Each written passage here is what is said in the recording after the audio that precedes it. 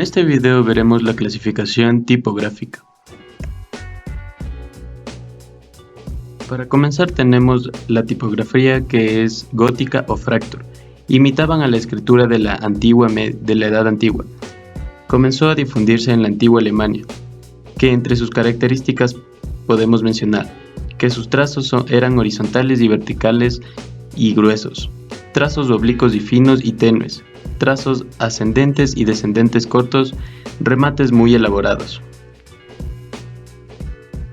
La tipografía Fraktur también se utilizó para escribir los textos alemanes desde el siglo XV hasta el 1941, cuando Hitler prohibió su uso.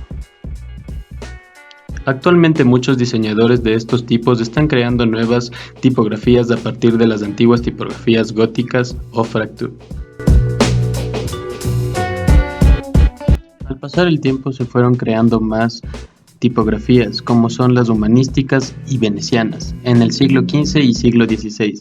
A los primeros tipos humanísticos creados en la Venecia se asemejaban mucho a la romana antigua. En cuanto a sus características podemos mencionar que su modulación era inclinada y de trazo quebrado, remates completamente desproporcionados. En el siglo XVI apareció el modelo francés, que fueron inspirados por un tipo romano, controlado desde 1945 por Francesco Grifo. Se usa por primera vez en la obra Cardenal Pietro Bembo. En el siglo siguiente, es decir, en el siglo XVII, apareció la tipografía barroco, donde se inició en los Países Bajos y su mayor característica era la congelación y amplias contraformas y remates más gruesos. Tiene como protagonistas a Reinald Bosken y Christoffel van Dyck. Otra de sus características al pasar de los años fue que tuvo un mayor contraste en los trazos gruesos y finos y se referían aún más a los trazos determinados. A continuación tenemos los tipos neoclásicos, donde esta letra era impresa, se regularizó.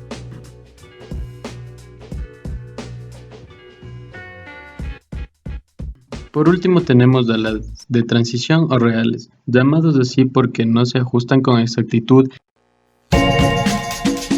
Modernos o románticos, siglo XVIII y XIX.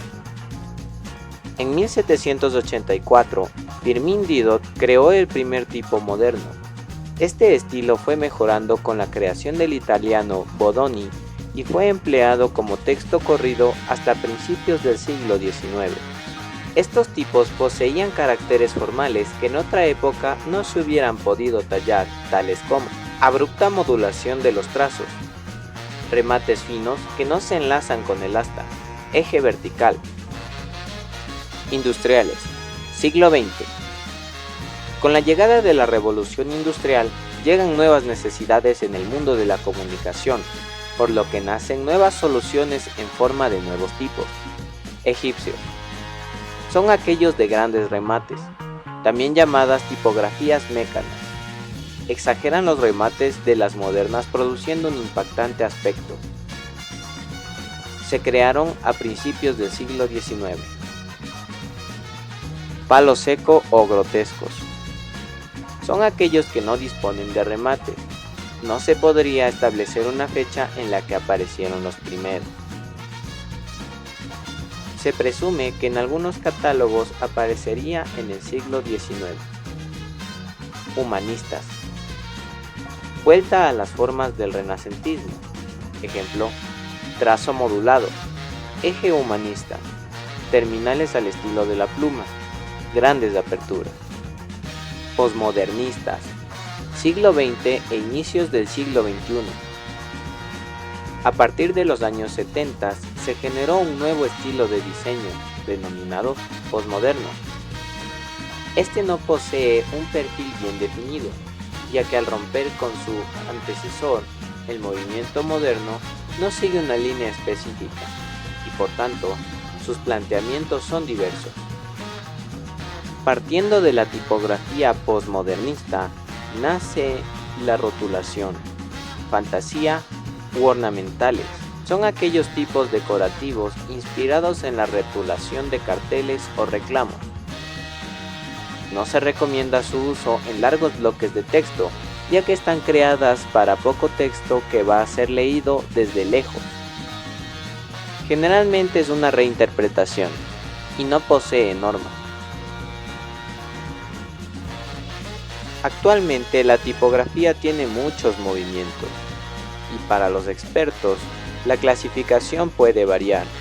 Lo importante es saber que a través de la historia la tipografía ha ido cambiando y ha ido mostrando a la sociedad que se vivía en ese momento.